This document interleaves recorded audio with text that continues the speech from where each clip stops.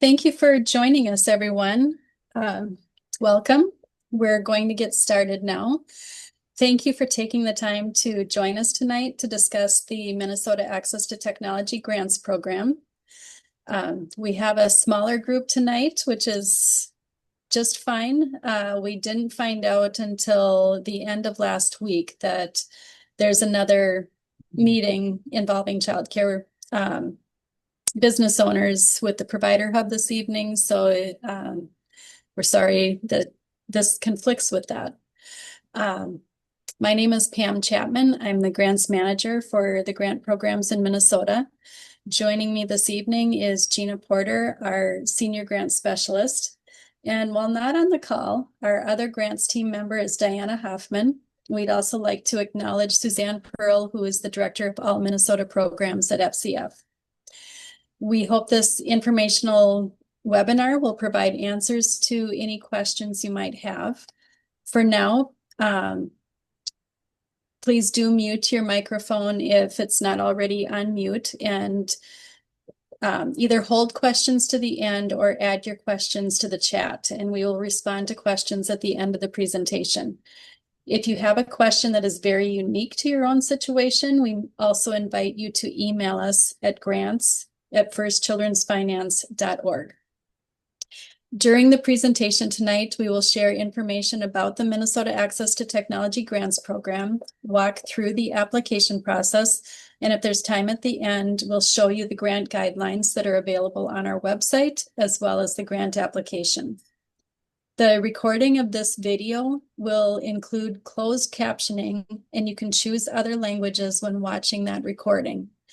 On the website, you can also access more information about the program, including a video tutorial on the application as well as the application portal. Next slide, please.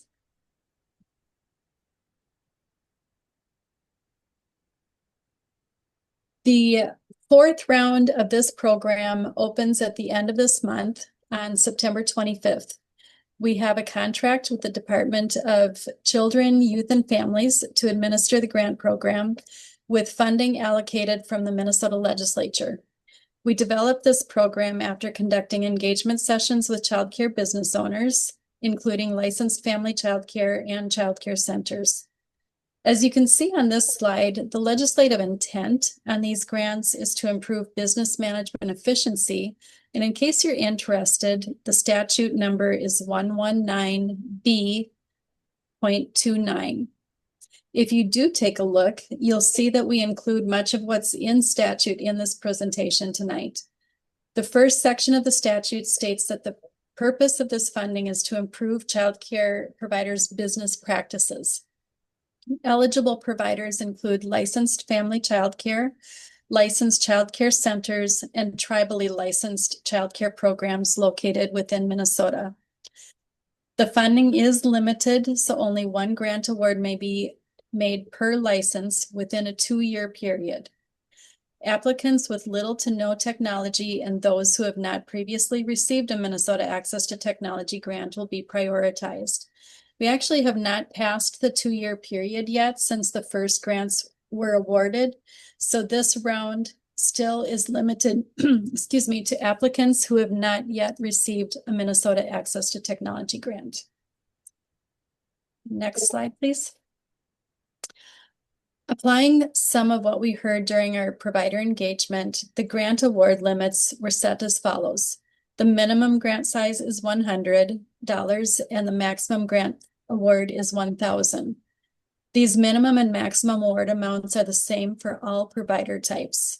We will have about $225,000 to award in grants each year. And many of you know there's nearly 8,000 licensed childcare businesses in Minnesota. The funding allocated for this grant program won't come close to being able to fund everyone who may need support in accessing technology to improve their business management practices. So yes, this is a competitive grant program. We anticipate that we'll be able to make about 200 to 300 grant awards each fiscal year, which runs from July 1st through June 30th each year. 2 grant rounds are held each year in the spring and the fall. Next slide. Any of you who do look at the statute I mentioned earlier will recognize the language here. There are four main categories of types of eligible technology, all of which are meant to improve the business management efficiency of your childcare business. Connectivity for internet service, either first-time installation or a change to a different internet provider or related hardware to improve internet stability in your childcare space, is the first category. Second is new equipment. That might be a new computer, a monitor, keyboard, mouse, tablet, printer, scanner.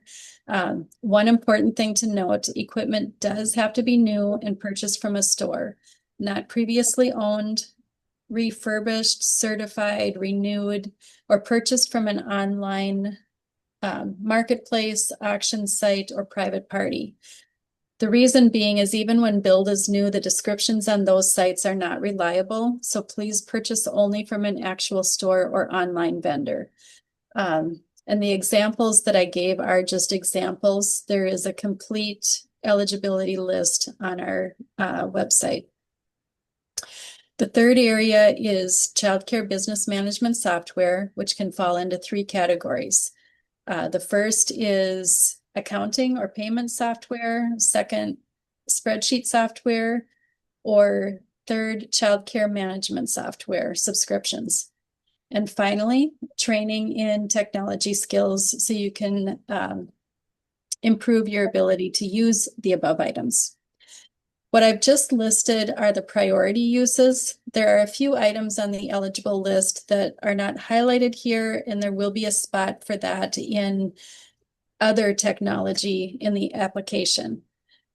These are primarily requests for assistance with existing services, such as internet or an existing childcare management software subscription, or something like marketing or website software. As I mentioned, a complete list of what can and cannot be funded through this grant program is available on the FCF website on the Minnesota Grants page at firstchildrensfinance.org/for-businesses/Minnesota-grants. You can go there and click on the grant guidelines, and the eligible uses are at the end of the guidelines document.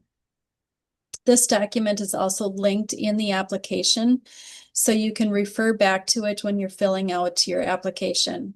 If we receive a request for an item related to a childcare business management technology and it's not already on the eligible uses list, we will forward that item to DCYF, who will make the final determination about eligibility. Seems like every round we are asked about something that we haven't yet seen. We do strongly recommend that you view these documents to verify whether or not the item or service you would like to request is eligible, or check in with us prior to the grant deadline by calling the helpline or emailing, and that phone number and email address will be shared tonight in a later slide. Next slide, please. As we mentioned, the grant program is limited to technology that can improve business management efficiency. DCYF has given us guidelines on what they consider business management rather than program activities. And so for the purposes of this grant, business management activities are defined as enrollment, billing and invoicing, record keeping, the food program, CCAP, grants, computer equipment for required staff training or any of the eligible activities, attendance, which can include parent check-in and check-out, scheduling childcare staff for their assigned hours, marketing, and technology skills training. Next slide, please. Program expenses are not eligible for grant funding, and some of the more common technology requests that we've seen that cannot be funded because they are considered program expenses by the state include one, any technology to be used with or for teaching children. This might include things like curriculum, child assessments, researching lesson plans on the internet, printing coloring pages, lessons, or art projects for the kids, or tablets or other equipment that the kids would actually use. Second, calendaring software or systems. We have seen a few of these. In particular, we've seen an electronic wall organizer called Calendly, which is primarily meant to organize activities and daily calendars. This type of system is not what is meant by scheduling staff, and it's not eligible. Third, communication technology. Parent communication is considered a programmatic activity. So having a cell phone for keeping in regular touch with parents or for emergency communication is considered programmatic and it's not eligible. Fourth, protection for the technology you request.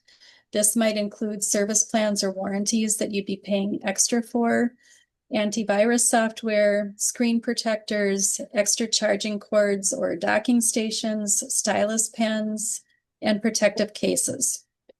There is an exception to the cases, and that is for a tablet when the portfolio comes with a keyboard. If it comes with a keyboard, a case would be acceptable in that case. And finally, monitoring equipment and security cameras. You may have heard that the state provided funds for security cameras to be placed in infant and toddler rooms in centers, particularly for centers that may have had a maltreatment investigation. A small amount of funds was allocated, but the state is still working out the details of how they want funds distributed. So please watch for more information in the spring. While both funding streams are now listed in the same statute, there are separate funding streams, and the security camera funds will be awarded separately from this grant program. Monitoring and equipment and security cameras will not be added as an eligible use for this grant program. Again, please do visit our website for the full grant guidelines and list of eligible uses. And this might be a good time to state that if you are new to technology and need grant guidelines or an application sent to you, we will be happy to do so, and we'll talk more about that in a little bit. Next slide, please. So the timeline. The fourth round of Minnesota Access to Technology grants will open on Thursday, September 25th at 9 a.m. and will remain open for 1 week until Friday, October 3rd at 4:59 p.m. It's important to know that grants will not be awarded on a first-come, first-served basis. Every grant we receive on time will be scored and evaluated. You will not be more likely to receive a grant if you submit your application on the first day or the last day. But that said, we do encourage you to look at the application soon after the portal opens. If you want to start thinking about your application and filling it out, you'd have the weekend and the following week to work on it. We strongly encourage you to submit your application prior to October 3rd. We do hope to fund as many childcare providers in Minnesota as possible. And in this round, we hope to fund between 100 and 150. So please do use exact costs in your budget and request only what you need.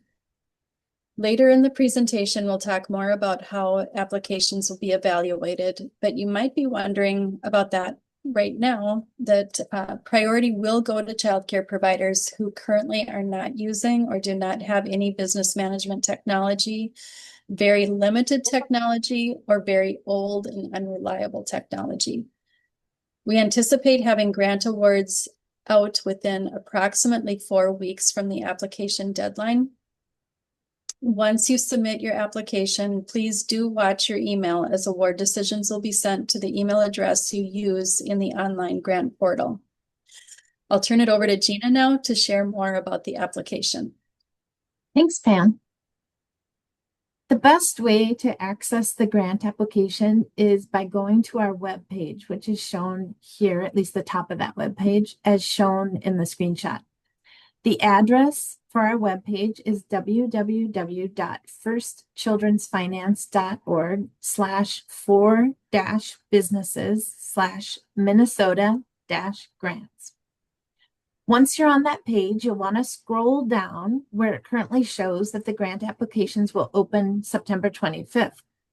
Beginning at 9 a.m. on that date, Thursday, September 25th, there will be 4 boxes for 4 different languages that will say, click here to apply in English, Hmong, Somali, and Spanish. Before we talk about the online grant portal, I want to show you that if you scroll, as I said earlier, down on the Minnesota Grants page, you'll also see a blue box shown here on this slide, and that's where you find the grant guidelines. As Pam mentioned earlier, at the end of the guidelines document, you will see the eligible uses listed. On our grant portal, which is called Submittable, if you don't already have a Submittable account, you'll need to sign up for a free account. To do this, all you need is an email address that you check most regularly and your first and last name. All communication from us relating to the grant will be directed to the email that you use for your Submittable account, which is why it's very important that you use an email that you'll check regularly. As you can see on the sign-in screenshot here, it's shown on the right of this slide. Submittable does allow individuals to sign in with Facebook or Google, but we strongly recommend against that unless you know that the email address you use for either of those platforms is the one that you will use regularly. We've had some applicants use one of those accounts and then later realize that they're not receiving any communication from us because they're really no longer using the email associated with those social media accounts or that social media account. Beyond an email address, you just need to set a password. Please write it down somewhere to help you remember the password or to have a place to find it later. You'll need to be able to get back into Submittable to complete a final report if you receive a grant, and you can always see messages from us in the Messages tab in the platform. If you have used Submittable previously, you simply need to sign in. The Sign In tab is just to the right of the Sign Up tab. There is also a video tutorial on our website, which I recorded last spring. If you view it, you'll see that last spring's application dates are stated, so you can disregard those dates. And there have been a few minor improvements to the application, but the tutorial itself should still be very helpful for completing the application process. Because there is a separate tutorial, we're not going to spend a lot of time on the grant portal right now. But if you have any questions or need assistance with your application, you can always reach out to our staff. Our contact information, as Pam mentioned earlier, will be provided at the end of these slides, and we're always happy to help. I have a few brief tips for working in Submittable. You may want to add another email address to collaborate on completing your application and final report. This might be particularly helpful if you're new to technology. You could have a friend, a family member, or an employee that could help you complete the application, but all email will go only to you as long as it's your email address that was used to create the Submittable account. When you're working in Submittable, you can also save your work at the bottom of the application, and you can re-enter the grant portal as many times as you need to complete your application. Just remember to save your work anytime you leave the portal, or if you're walking away for any length of time, because it will time out and it does not auto-save. Submittable works best on Google Chrome, Firefox, and Safari, so please use a supported internet browser. Microsoft Edge is not currently supported. Once you submit your application in Submittable, you'll no longer be able to make changes to the application. If you do need to make changes prior to the grant deadline, you may request your application to be reopened for edits by calling us at 844-736-6020 or emailing grants@firstchildrensfinance.org. If you do make changes, please remember to resubmit your application when you're done.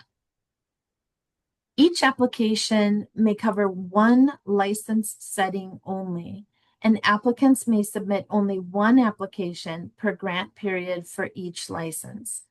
Again, if you forgot to add something or you want to make a change to your application, have your application opened for editing, because multiple applications that might be created from trying to correct a problem or an issue that you wanted to add, when there are multiple applications for the same license, it will disqualify both of them. We will follow up with you about your application by email through Submittable. Please be sure to safe list notification emails from Submittable and from First Children's Finance, and to check the email that you use to sign up for your Submittable account and check it regularly. Submittable will send an acknowledgement email when you submit your application. So if you don't see it, please check your junk or spam folders and safe list the address. Again, please check your email regularly so you don't miss an important communication or notification from us. Finally, and I think Pam mentioned it earlier, please do not wait until the last day of the open round, which for this round is October 3rd. But please don't wait until that day to start or begin your application. As we've said, the portal closes automatically when the computer clock turns over to 5 p.m. We do not control that, and we're not able to accept any applications or additional information after that time. And it's really difficult to tell someone that the portal has closed when they've been working so hard and thought they had until 5:01, or that we could hold it open for them. Please try to plan for the unexpected. Power outages happen, you or a child gets sick, or your internet might be slower than anticipated when you're trying to submit your completed application. You may miss checking one box, but you're not sure where that is. So then you have to go back through the application to try to find the missing response. Those delays can cause a lot of stress and frustration and keep you from submitting your application. We want you to be successful, which starts with submitting the best application you can, and hopefully without causing a lot of stress. So now, what's actually asked in the application? Included in the application is provider information, meaning name, address, license, provider type, and capacity, etc. I want to emphasize the importance of entering your license number exactly as it appears in the DHS license lookup site. Do not add FCC after it or your licensing level. Enter your license number only. It needs to match in order to find your Access Equity Area score, which we are required to use for this grant program. If it is not found, your application may not be scored properly. For instance, if you enter your license number from memory and you accidentally transpose two numbers or add an extra number, you may receive someone else's score, and that could hurt you. Secondly, in the application, it's included the demographics of the provider and the children in the program, which we are required to ask for aggregate reporting. And the third item is a technology self-assessment, asking the types and ages of current technology used for business management and technology skills. This may be useful for you as you think through what you need most to increase your business management efficiency. Then there are 6 narrative questions in the application, some of which simply require a multiple choice response. And I'll share the examples. Please describe your current childcare business practices. How would a technology grant improve the efficiency of managing your childcare business? When you're not caring for children, how many hours are you currently spending on managing the business aspects of your childcare business? Again, this means things like billing, invoicing, reporting, record keeping, food programs, CCAP, etc. There's a drop-down menu for this question so that you can select among 3 options for this one. Another question is, if you receive this grant, how many jobs will be impacted? This number must be at least 1 since you'll want to include your own job. We also want to know, what is your top priority? What additional items listed in priority order are you requesting to be purchased with grant funds? We'd also like you to identify available resources. We ask this to make sure that you've thought about extra costs that may be required above the grant award.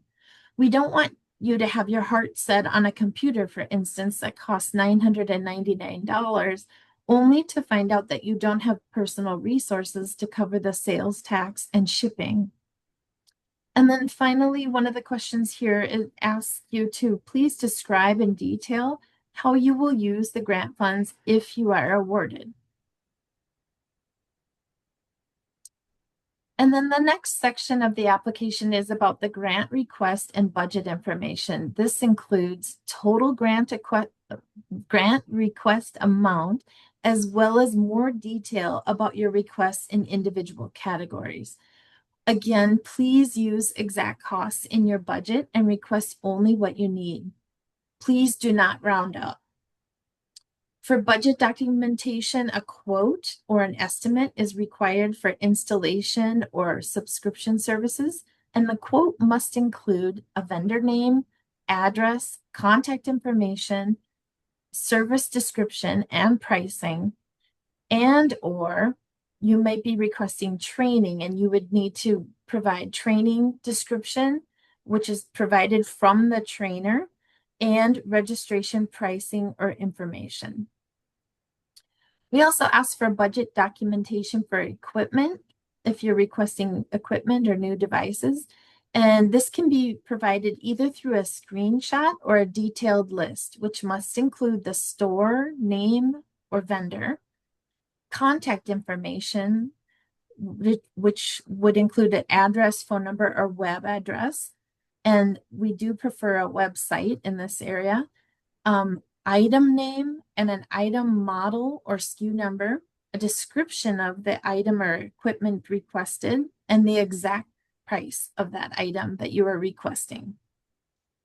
Then we've added something new to the grant application in this grant round, and that is a place to list possible modification items if sale prices are realized. Because tech prices vary greatly and the sales are frequent, we've found that applicants who receive a maximum grant award are often finding their approved request on sale, which means that they then have money left over. We are only able to consider a modification for items that are referenced in the application. So we added a question about what additional technology needs you might have.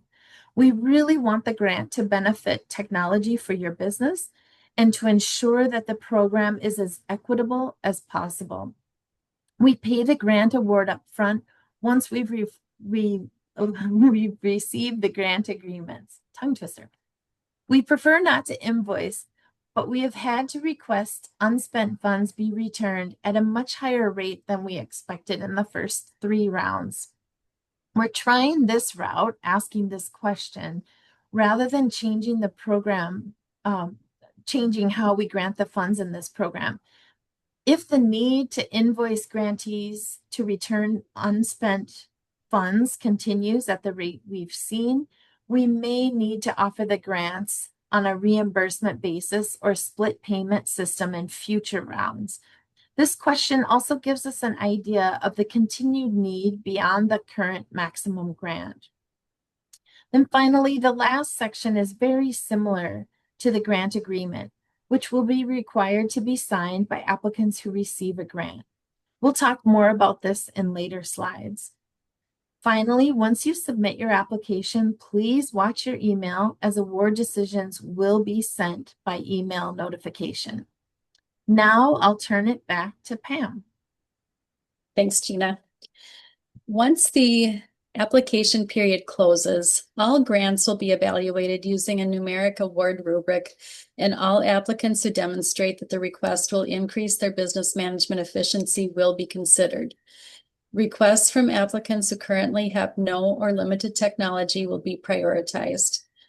The award rubric includes things like current technology and identified need, whether or not high-need children are served, whether or not a provider accepts CCAP when they have an opening, the number of sites owned and operated by the provider, and their access equity area score. Every effort will be made to balance grant allocations by geography and demographics of the community served. We do often receive questions about the state-defined access equity areas. Every address is assigned a score by the state of Minnesota based on their census tract. If you're curious about these areas, there is a link to a map of the areas on our website. It was down for updates today, so if the link doesn't work, please check back. I'm not sure how long the state will take to completely update that map. That said, your proximity to an access equity area should not deter you from applying if you need technology for business management purposes, particularly if you currently have no or limited technology. While it is a required component of our scoring, it is only one aspect and does not in itself indicate the likelihood of receiving a grant. Next slide, please. As already mentioned, we know that providing grant funds upfront is more equitable than a reimbursement-based grant program because it can be tough to come up with hundreds of dollars for a new computer and printer, for example. So once a grant award is offered and accepted, this program will provide grant award payments upfront rather than as a reimbursement. To receive the payment, 3 documents must be completed and returned to First Children's Finance through the grant portal within 7 days of the grant award notification. A signed grant agreement, a direct bank deposit form called an ACH, and an IRS W-9 form. If you do not have a bank account, a check will be mailed, but the payment will typically be delayed by as much as 3 weeks or longer, depending on U.S. mail time. You do not have to wait for the payment to be received to make your purchase. Once we have received the signed grant agreement, purchases may be made. Grants are considered taxable income, so where required, a 1099 will be sent at the beginning of the next calendar year for taxes. We send 1099s only per IRS guidelines, so while we require a W-9 form for all grantees, it does not mean that you will receive a 1099. For instance, tax-exempt nonprofit childcare centers will not receive a 1099, and a grantee with an award that is less than $600 who did not receive any other payment from First Children's Finance in the calendar year also would not receive a 1099. The grant purchase, training, or installation of service will need to be complete within 60 days and that's when the final report is due. The report must include dated, paid receipts, and photo documentation of the installation or equipment in use. If we do not receive your report and receipts on time, or if you spend money differently from outlined in your grant award, we will have to ask for the money back. If we don't receive the money back, you will be referred to the state as non-compliant, and this could impact your license, or if investigated as fraud, consequences could go beyond your license. So if you have any questions about your award or the 60-day deadline is coming and you haven't spent the money yet, please call us or email us to let us know, and we will work with you as much as we can. Our staff is available to help you comply with grant terms, so please do reach out. Next slide, please. I want to clarify one thing that's a common misconception. Grants are not free money. There are grant terms that must be met. These terms are outlined in what's called the attestation or grant agreement, as we refer to it. And as mentioned earlier, we include the attestation in the grant application and request it as a grant agreement after an award is offered to ensure that applicants understand all of the required grant terms. For this reason, applicants will be asked to attest or agree that they have read and understand the terms and requirements laid out in the grant agreement. By signing the grant agreement and attestation, you are stating that you have read and fully understand the terms and requirements. Please do read the grant agreements if reading is a challenge, particularly since this section does contain some legal language. Please know that we will be happy to review it with you. So if you have any questions about the grant terms, please call or email so we can provide clarification. I just want to note that this agreement is not like the privacy statements on social media platforms or apps that most people just click agree without actually reading the language because it's long, boring, and seems like it really serves no purpose, right?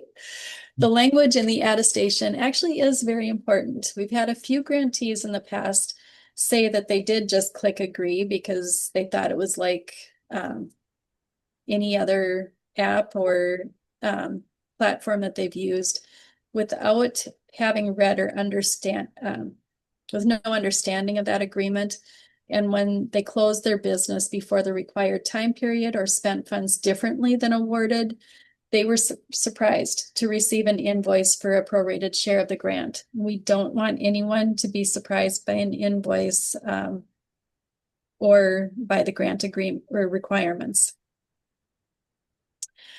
As I said, if reading is a struggle for you, or if it's hard to understand, we are more than happy to help provide clarification.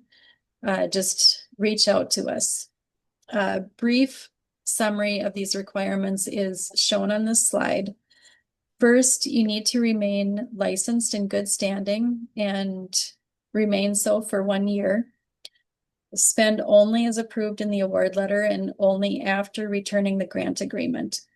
Any modification needs to be approved in writing prior to spending. So this means, for example, if you're awarded funds to change your internet provider because you don't have adequate internet service in your childcare space, but then before you make that change, your current internet service upgrades their service. So now your internet service is fine and you don't need to make the change. Doesn't mean that you have to give the grant back. If you listed other items in that section that Gina talked about, you can ask for a modification, but you do need to do so in writing and receive a response in writing prior to spending on any other use that's eligible for grant funding. If you were approved for a new laptop, you can only spend funds on a new laptop. You can change the model or vendor, but your receipt and photo has to document a new laptop. You can't change your mind and give us a receipt for a new printer or a smartphone instead without an approved modification. If you asked for a tablet and decide later you'd rather have a laptop, it's likely to be approved, but you do need to ask for that modification and get approval in writing first before making the change. While modifications are likely to be approved, they are not guaranteed. 3, you'll submit a final report with receipts and photos within 60 days of return of the grant agreement. If there's any any supply chain delay, you can request a 30-day extension, which must be received in writing. Extensions aren't guaranteed, but we do understand that life happens. So as long as you explain the reason, and it's not just because you forgot or procrastinated, it's likely to be approved. As referenced earlier, dated receipts and photo documentation of items in use at your childcare location are required in the report. For purchases, a photo showing the equipment installed, turned on, and in use will be required. For software, showing it installed and in use on your device will be important. We need to see the equipment unpacked, turned on, and in use to guard against the possibility of returns. For training, we would like to see a certificate of completion as documentation.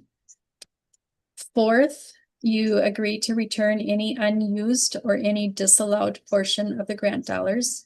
And finally, you agree to remain in business providing care to children other than your own for 1 year. Please report any temporary closures or reopening dates so we can properly extend the amount of time that we monitor your license. The full grant agreement is included in the grant guidelines, which can be found on our webpage. And again, a link to those guidelines are provided in the grant application. Next slide, please. A little more about the final report. It is required and is due within 60 days of the grant agreement deadline. Components of the report include questions intended to document the impact on business management efficiency and identifying challenges encountered, a space for anything really that you want us to know. Demographic comparison around enrollment and number of jobs impacted. And we ask this because it's something we're asked about when we report to the state. Identification of whether or not the technology would have been possible without the grant, or if it could have been made on a reimbursement basis. An indication of whether or not you are parent aware rated. This is for aggregate reporting purposes only to the state. It's something they are curious about and has no bearing on your grant. Documentation of purchases with dated, paid in full receipts and photos of items in use or training completion. We also ask at the end if we can quote your responses or use your pictures in our reports, publications, or social media posts, which can certainly be anonymous. We make biannual reports to the state and they do ask us for quotes, particularly around grant impact. So it's helpful to know upfront that it's okay or not to use your responses. It's very helpful to not only report the quantitative data, meaning how much money we're giving out to how many childcare businesses, but the qualitative story, your story, what the impact of the grant was to your business can really make a difference in future funding decisions with the state of Minnesota. Next slide, please. Now, a caution. We have reviewed the main points of what you'll need to agree to if you accept a grant when you sign the application and the grant agreement. And we've covered what needs to be submitted in a report within 60 days of accepting the grant. We've covered this in detail because as a publicly funded program, reporting and compliance are very important, and there are consequences of not meeting the grant requirements that go beyond impact on your license. We've had a few grantees who closed their business before the required time with this program a year, and frankly ignored the invoice that we sent because they thought the only potential impact would be on their license, which they had already closed. That is not the case. What we mean by compliance is meeting the terms outlined in the grant award letter and grant agreement. If those terms are not met, an invoice will be issued for any item or service found to be outside of the grant parameters. If no report is returned, an invoice will be issued for return of the entire grant. Grantees can still return their report with receipts and photo documentation after the invoice, as long as they do so before the grant is reported as non-compliant. And the non-compliant process takes approximately 90 days to complete. If the invoice is not paid or the grantee does not come back into compliance for whatever is deemed inappropriate, the grant will be referred to the state as non-compliant, where an investigator is assigned to the grant, and that could result in any of the following. If you are still licensed, actions could be taken against your license all the way up to revocation. Your parent aware rating could be revoked and you could be excluded from seeking a rating in the future. You might become ineligible for other public funding, including Great Start compensation payments, teach scholarships, retain bonuses, regional grants, CCAP reimbursement, and other types of public funding, and also further funding from First Children's Finance, either grants or loans. If your business closes before the 1-year commitment, even if you move, a non-compliant grant could be referred by the licensing authority to another agency, such as the Department of Revenue or IRS for a tax lien, or to the the Bureau of Criminal Apprehension for a fraud investigation, and that could require criminal charges. The state takes grants very seriously, and there are some serious repercussions if not followed. None of us want to see that, and we're not trying to scare you away from applying. We just want to make sure that you understand that the grant agreement is important, and if you have questions, that you contact us for clarification. We're happy to help. We'll go through it with you. We want you to be successful. Next slide, please. That said, unless a grant goes out of compliance, the only information reported to the state is compiled with all other grantee data. Individual application or report data is not shared. We don't share it with your licensor. Because this funding is public, however, the grant program does comply with the Minnesota Data Practices Act, which simply means that an applicant's name, address, license number and age of children served, award amount, if any, and identity of the grant reviewers is considered public data. It's released only upon request following the Minnesota Data Practices Act guidelines.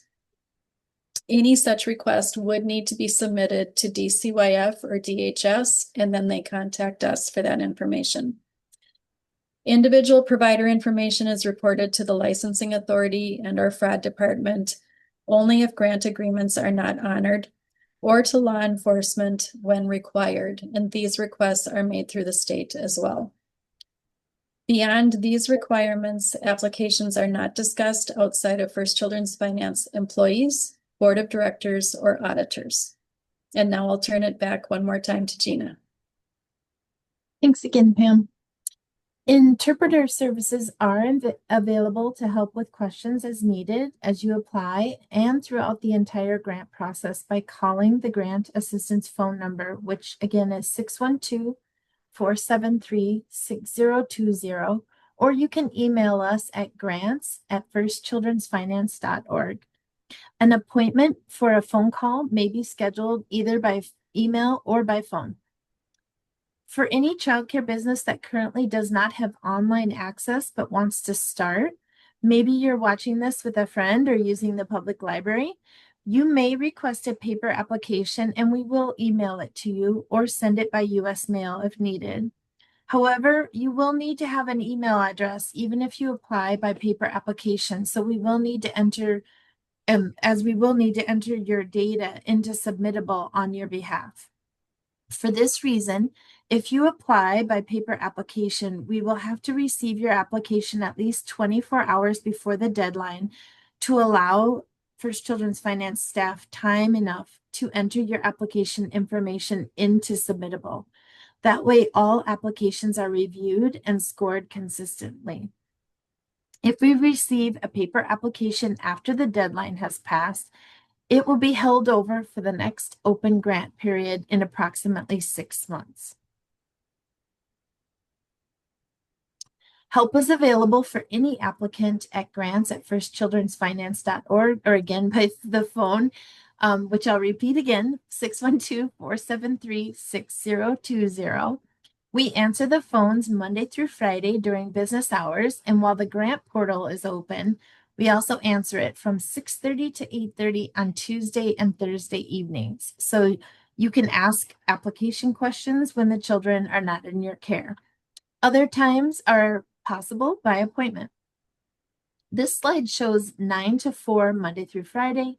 You may reach us earlier or later than that, but because our grants team is small, there's only 3 of us, we are most certain that you'll reach one of us during the hours of 9 to 4. Please note that during the week that the grant portal is open, in this round it would be September 25th to October 3rd, we may be receiving a higher volume of calls, so be sure to leave a message if you receive our outgoing voicemail. If you have questions or if you have any difficulty at all with the application, please do call for assistance. If needed, we may also be able to scribe your answers by phone if time permits.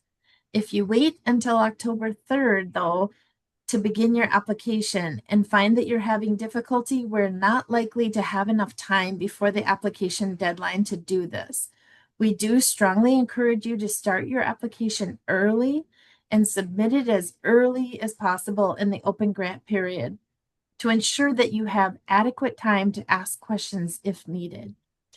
The grant portal closes promptly at 5 p.m.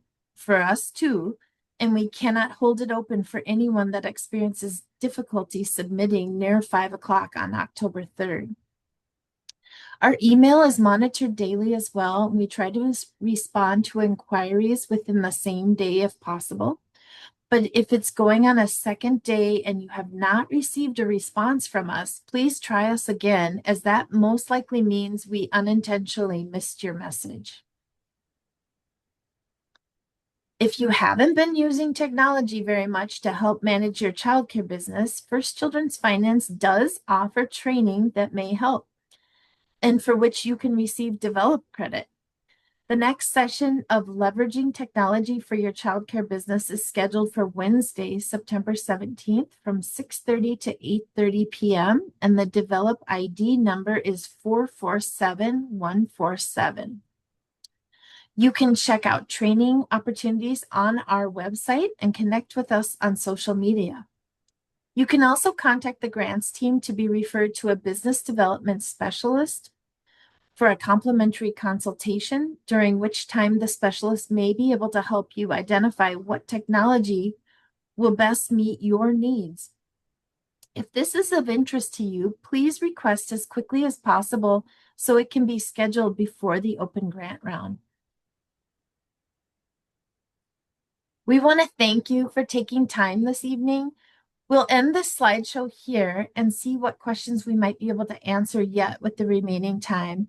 And we can also share a screen and show the grant guidelines and eligible uses list and or the application as time permits. Thank you so much. I see one question. I've been licensed since October 18th, 2025. Helen, did you mean 2024?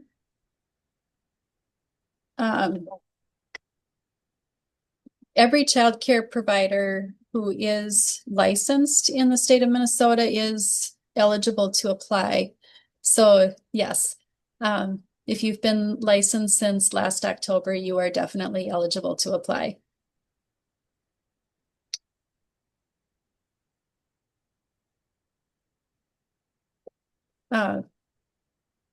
I'll keep monitoring. You're very welcome.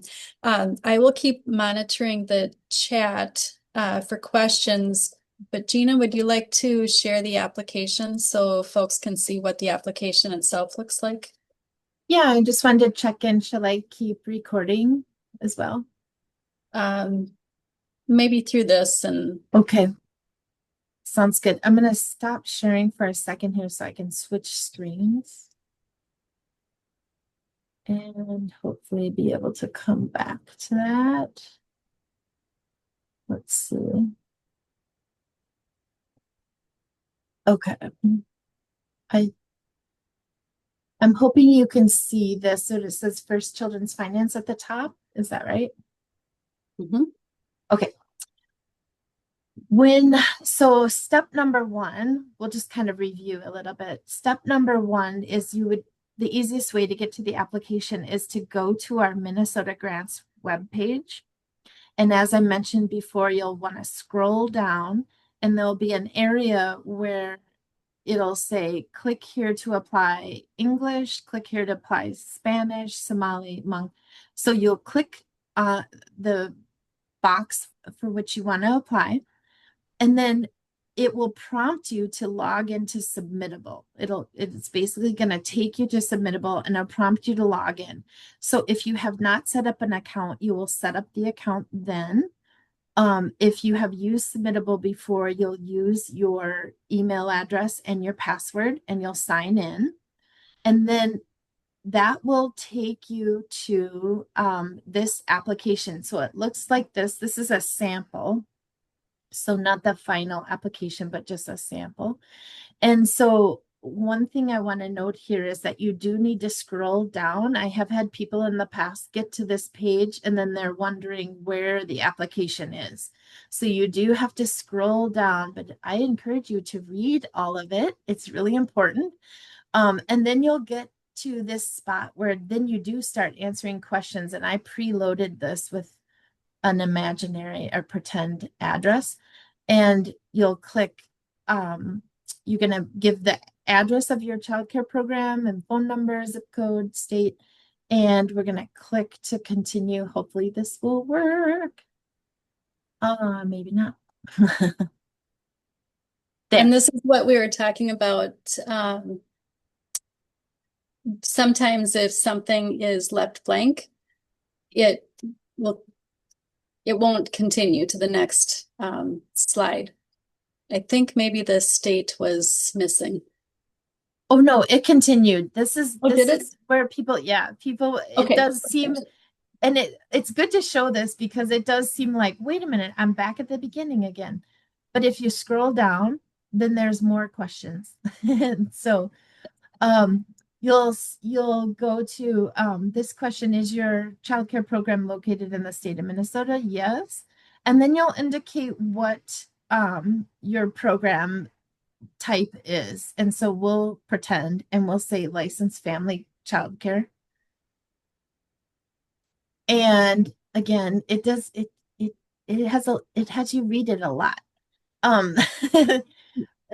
It gives you a lot of information. So here then it's asking for the name of the business. I think I'm going to scroll down just so you can see. This is the important section where your license number goes, just the license number itself. And we'll see how far we can get. It's asking for city, state, zip code again. And then these are all the things we mentioned earlier in the presentation that it asks for provider demographics. That's about you as the provider. And then demographics of the children. And we're not digging into the whole application as you would click on these boxes, but then it goes into this technology self-assessment. So this is where we're asking you to tell us about your current situation. What type of connectivity do you have? I'll just show you an example. There's some drop-down boxes. So you can say you have no internet access, or you have unstable internet access, or you feel that you have adequate internet access.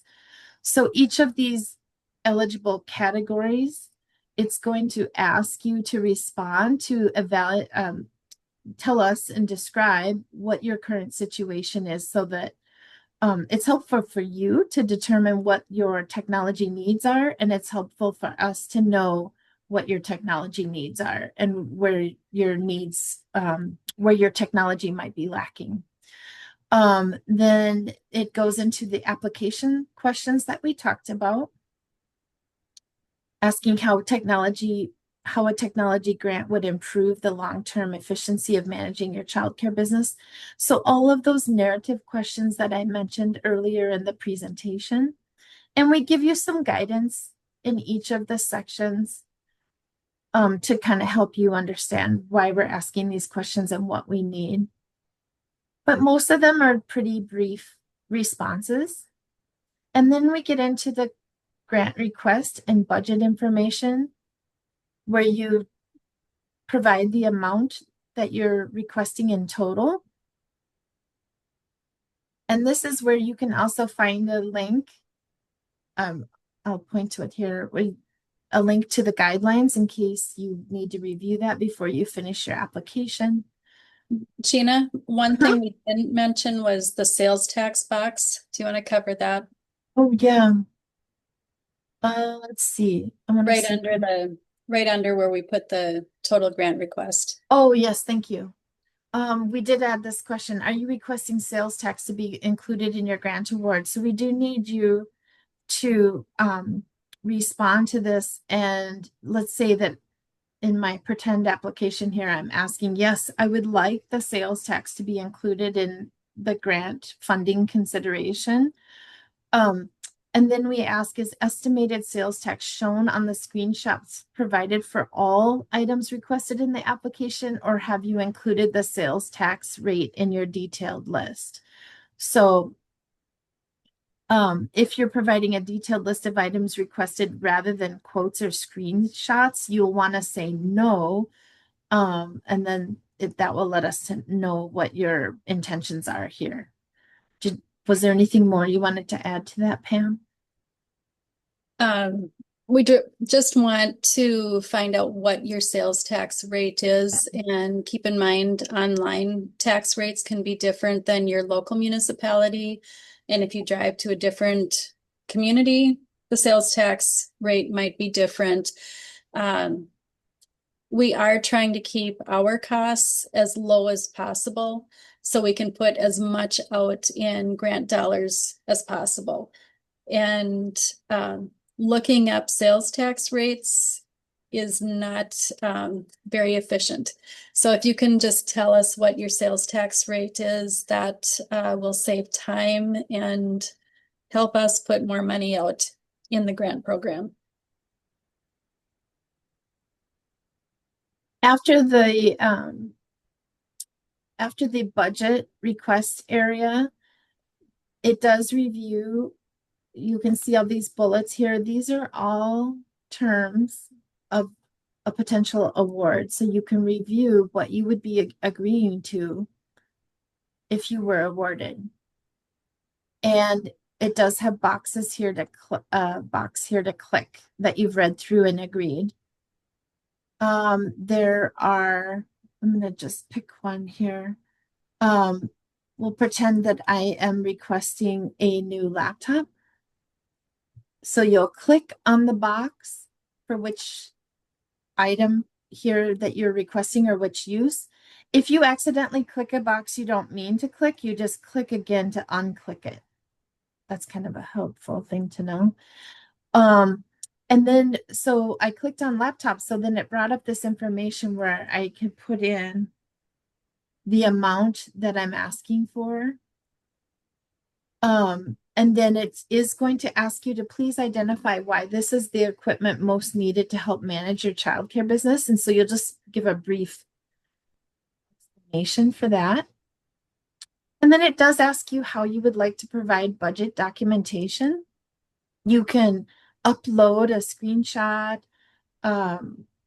or I'm trying to think of what else. A quote that you might receive. It essentially might be a screenshot of a quote, or a document that you receive by email from a reputable online store or something of that nature. Or you can provide a detailed list. And this will prompt you to, I'm not sure if this is going to work. Yes, it does. Yay. It'll prompt you to provide the aspects that we do need: the vendor store, the location, the name of the item, the product, a model item, model number or item number or SKU number, whichever that item might have, and the requested price. And please do not round to the nearest dollar. Please give the exact price. Let's see. So that is how that works. I don't want to take too much time to go into it. All of this is in the tutorial. If you, we mentioned that there's a new part of the application, and this is the new part where it asks the question, if you are awarded a grant, what additional eligible items might you need beyond what you are requesting? So it gives you some guidance here you could read through, and then you can list what you need, 1, 2, 3, or maybe it's just one more item, something like that. But help us to know what else you might need and what the priority of that might be. Pam, did you want to add anything to that? Just that for items that you're not requesting grant funding for at the time, they just might be things that you would consider if you find that you have money left over, that you might want to make a modification request. You don't need to give us budget documentation at this time. Mhm. Just list, like if you, let's say you asked for a laptop and the price showing online at the time is the $999 that Gina Mhm. put in. And I could put, maybe I want a printer. Yeah, and you find that laptop on sale, or you find a different one that will meet your needs that is maybe $600. If you put like a printer scanner combination, or maybe you would like a tablet for ease of parent check-in, check-out. Or you might want a second monitor, and maybe a headset. So you can do training, participate in trainings on that laptop when the kids are napping. Anything like that that you don't think there's going to be funds in the grant award to cover, just give us a list, because that's from which we can consider a modification request rather than invoicing you for return of the dollars that when you find something on sale. Does anybody have questions about that?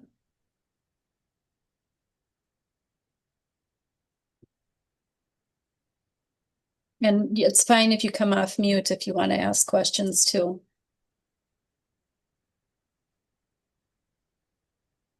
Okay.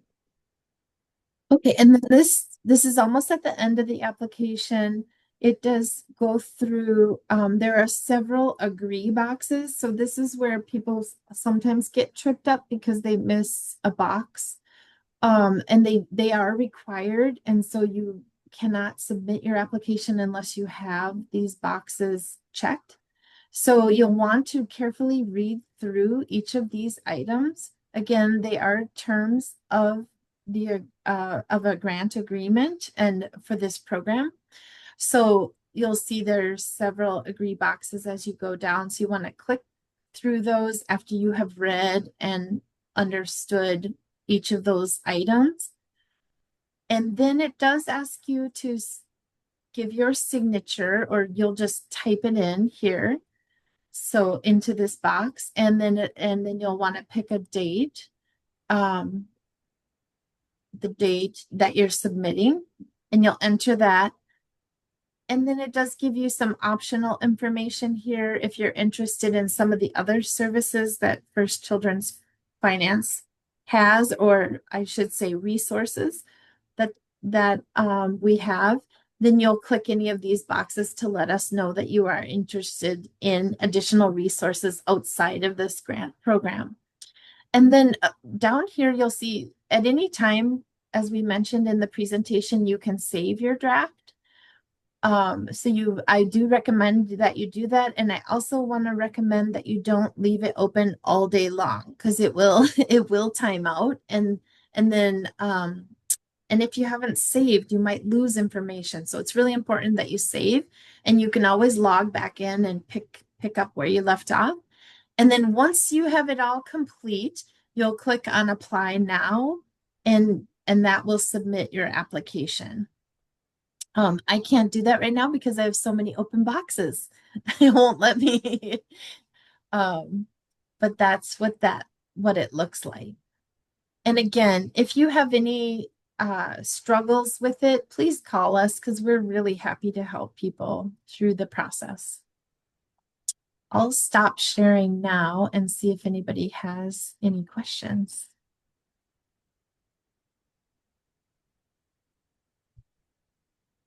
I'll bring up,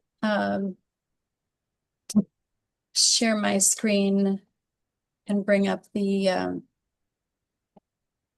website. Let's see. Can you see the website? Yes. Mm-hmm. Okay. So this is the screen that you'll see when you first enter our web page, and we've mentioned scrolling down. when the application portal is open, you're likely to see black boxes that, click here for the different languages. Right in this area where it says the grant portal is now closed. If you keep, and here's the, where the recording of this webinar will be available later this week. And here's Gina's grant application tutorial. If you keep scrolling down, here's where you can find the grant guidelines. So just keep scrolling down our webpage and you'll see the basic overview as well as the full guidelines. And when you click that button, this is what it will bring you to. And anything that you want to know about the grant program, you'll find in these grant guidelines. I'm just going to scroll down here. The first 15 pages are, everything basically that we've covered tonight. And then on page 16 is where you'll get to the eligible and ineligible uses. So under each category, connectivity, here's under yes, what you can spend grant dollars, what you can request grant dollars for. Under no are examples of things that are not eligible under this program. New equipment, yes and no. Childcare business management software, yes and no. Training and technology skills, yes and no. So any questions you have about what might be eligible or not, this is a really good list to reference.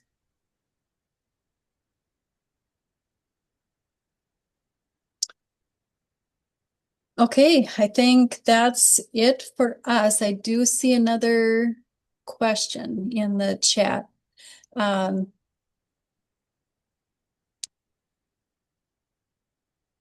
Yes, so the only time that I'll read the question, it notes that a smartphone can be eligible new equipment. However, your slide earlier noted that a phone for emergency communication is not accepted.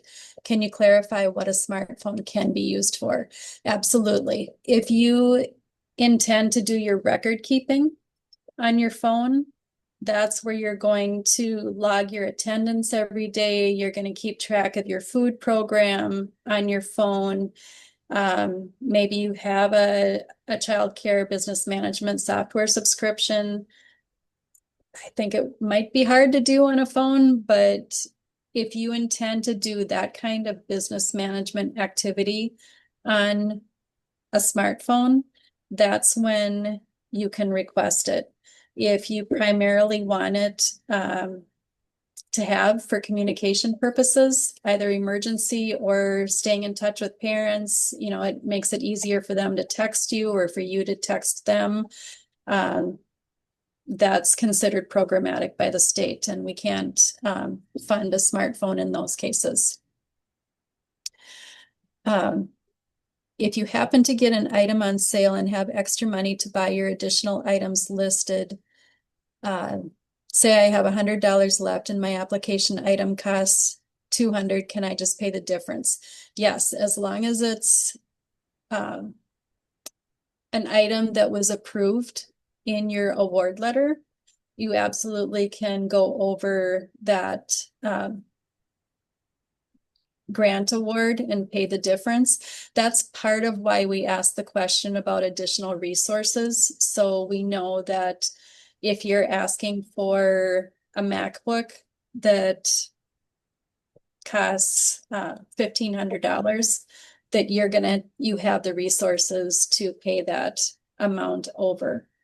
And again, if you find something on sale and have something left over, if it was on the modified list but not part of your award letter, make sure you just get that modification request to us and get a response in writing before you make the purchase, because the dates on the receipts will be compared and verified that that was approved before the date on the receipt. Do you have any, does that answer your question or,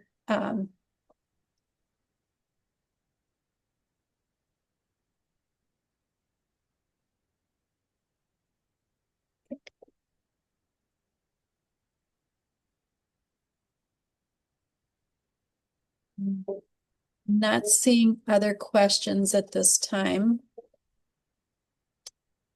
Gina and I will hang out for a little bit. So if you have specific questions that you think might just be unique to you, feel free to come off mute and ask any question that you'd like. Otherwise, we will stop the recording here and really thank you for your time. And we look forward to reviewing your application.